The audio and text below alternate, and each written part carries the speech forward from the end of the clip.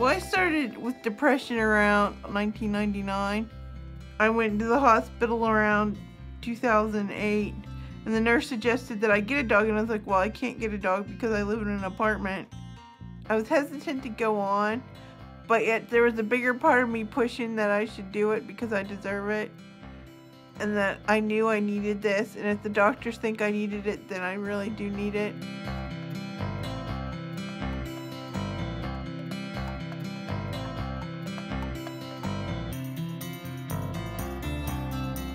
Under the Fair Housing Act, a person with a disability-related need for a support or service animal is entitled to that under the law. A reasonable accommodation is when you ask for a change to the rules, and when you have a disability-related need for a change to those rules, you're asking for a reasonable accommodation.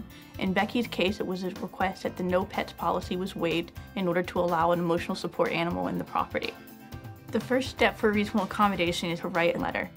You want to make sure to include that you qualify as a person with a disability, what major life activities your disability impacts, and what the request that you're making and how it's connected to your disability.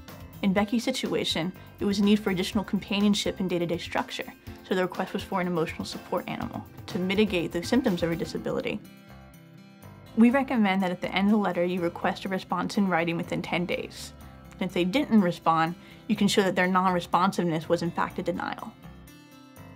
Anyone who has intimate knowledge of your disability is able to provide third-party verification, where they write a letter specifically about the reasonable accommodation that you're asking for.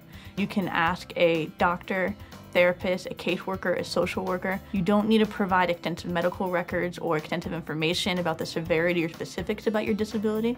You only need to provide documentation that shows that you qualify as a person with a disability, that the disability is in fact related to the request you're asking for, and that the request is needed.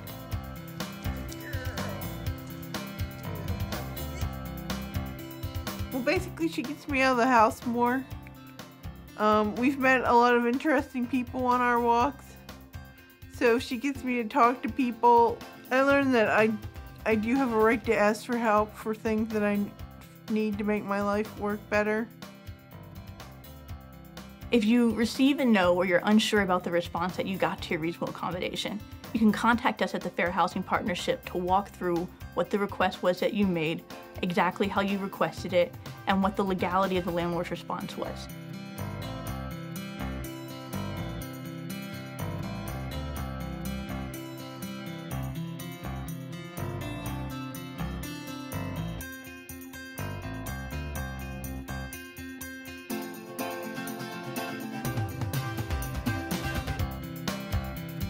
You can contact us by our website at www.pittsburghfairhousing.org.